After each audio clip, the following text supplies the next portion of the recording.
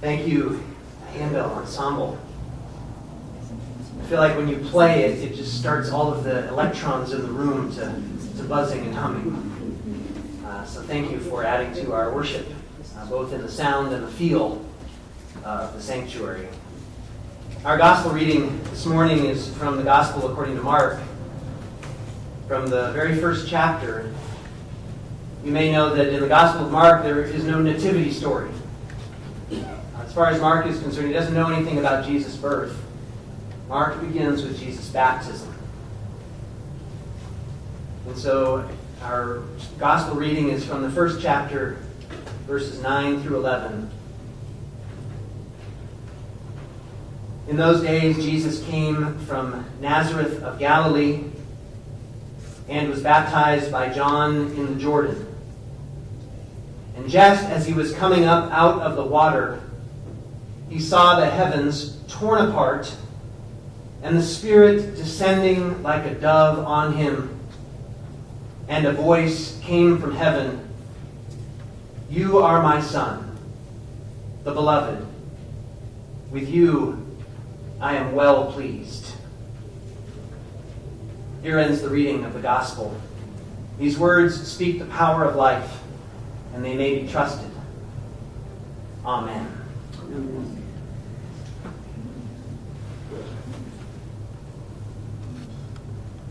So I think I'll just get it out of the way and start by saying sex. I said it in church. This is going to be a sermon about sex, and I want to let you know it's okay if you feel a little bit uncomfortable. I feel a little bit uncomfortable. But it's also okay to talk about sex in church, especially when you are a church that hosts a program like the one you've learned something about today, Our Whole Lives, Sexuality, and Our Faith. Because this isn't just randomly talking about sex, but talking about sex within the framework of a certain set of values. I'm speaking to you not just as a preacher, but also as a parent who has felt uncomfortable at various moments throughout the program. Most notably while doing the homework that we were asked to do in preparation for each session. We were asked as parents to read certain chapters of the book, It's Perfectly Normal, and to read that with our child. And because my wife Brooke was one of the facilitators, it was squarely my job to be the one to be reading through It's Perfectly Normal with my daughter. And I won't go into all of the juicy details, you'll be happy to know, that are in that book. But I will let you know that in various chapters, as we were reading it together, and she and I would switch off. Sometimes you read a paragraph, I'll read a paragraph. You read a half a page, I'll read a half a page. And sometimes when she was reading, I was reading on ahead to see what was coming. And in my head, more than once, I had the thought, oh my goodness, I am about to hear my 9-year-old daughter say the word, and you can imagine what it might be.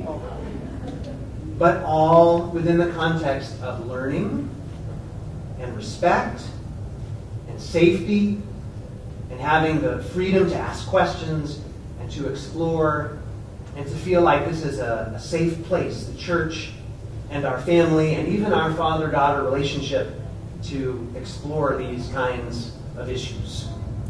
There are some things we came across that if it were totally up to me, I would not have brought this up.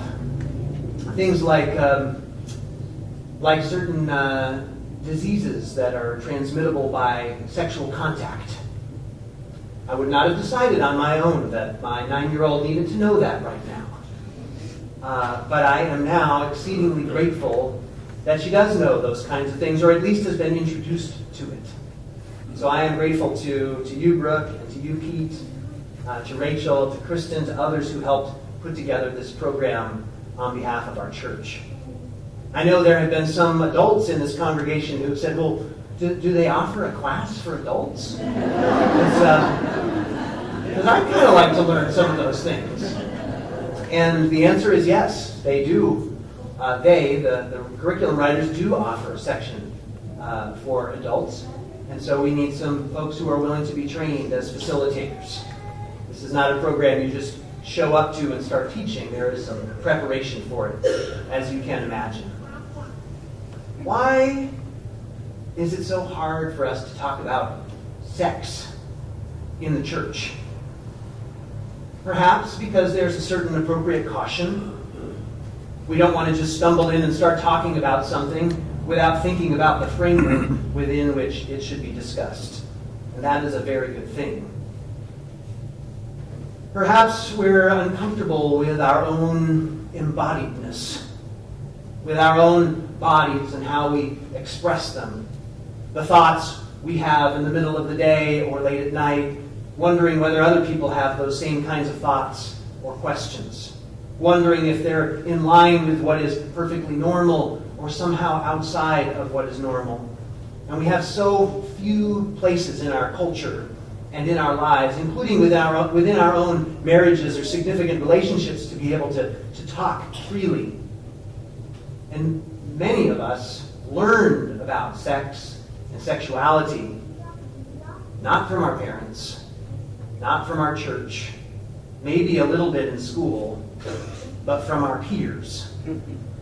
And need I point out that our peers aren't always the most qualified teachers to teach us. And for our youngest ones, they're learning this stuff on the internet without much, if any, supervision of what they are learning. Which is why it is all the more important and crucial that the church be willing to step into talking about, teaching about sex and healthy, holy sexuality. Because it is a huge, gaping hole in our lives and in our culture right now. Need I point out any current examples in the political realm? In the church, we have not been particularly good about holding the healthy, holy body together with the healthy, holy spirituality. Since very early on, there has been, in fact, a division between our embodiedness and our soul. As early as Augustine, and probably earlier, these things were seen to be possibly in tension with one another, separable. That the soul was, in fact, something that resided in the body, unfortunately. And that the soul kind of resided in the body, and that we had to do as much as we could throughout our lives to deny all the needs of the body in order to take care of the soul. And our greatest hope was when we finally die. If we somehow believe in the right thing, if our hope is in the right thing, if we believe in the right church or in the right set of beliefs, then the body will waste away and the soul will be released, never to be burdened by the body again. We've drawn a line of separation. And that separation perhaps has meant some benefit for us, but it's also created an awful lot of suffering. Consider, for example, the patriarchal lens throughout history, which associated women more nearly with the body and men more nearly with the mind. Therefore, we could demean women who were concerned with more bodily things and elevate men who are more concerned with the more spiritual things. I was reading a feminist rabbi talk about coming into her synagogue where they would divide the men from the women. And of course, you know which side the children went on, right? The men were on one side so they could concentrate on the spiritual things. And the children were on the side with the women because they didn't need to concentrate as much as the men. And this feminist theologian, however, talked about the spirituality of the embodied practice of parenting and of being a mother and feeling sorry for the men on the other side. So we have much to consider when we consider this rift that we've created. in the church, in our wider culture, between the body and the soul. I've been reading some Celtic spirituality recently, specifically right now a book by John O'Donoghue called Anampara, which maybe some of you have read. And he says in Celtic spirituality, there is this understanding that the soul does not reside in the body. The body resides in the soul. So that the soul is not something that is somehow imprisoned somewhere inside of your body and needs only to be released eventually at death. But rather, we are ensouled bodies whose souls create sort of an aura or are clinging to us and that are part of our very persona and the ways that we relate to one another. Oh, I feel like that's such a beautiful image. Ensouled bodies. So that our bodies are intertwined with the deepest part of who we are. So Christianity at its worst has, I think, divided the soul from the body, divided the spirit from the material. And in our own culture, then, we have some staunch materialists who believe there is nothing real outside of what you can touch and know in a physical way. And there are others who are kind of staunch spiritualists who believe that spirit is the only reality and all things material are broken and sinful and wrong.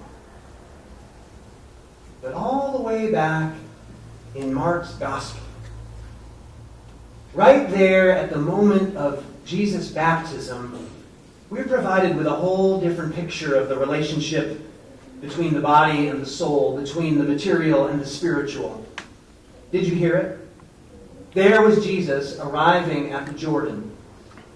Jesus in a body at the Jordan, a river, an actual physical river that flowed through the land, and there were all kinds of people gathered there to receive this baptism by John in the Jordan. I'm always afraid I'm going to say by Jordan in the John.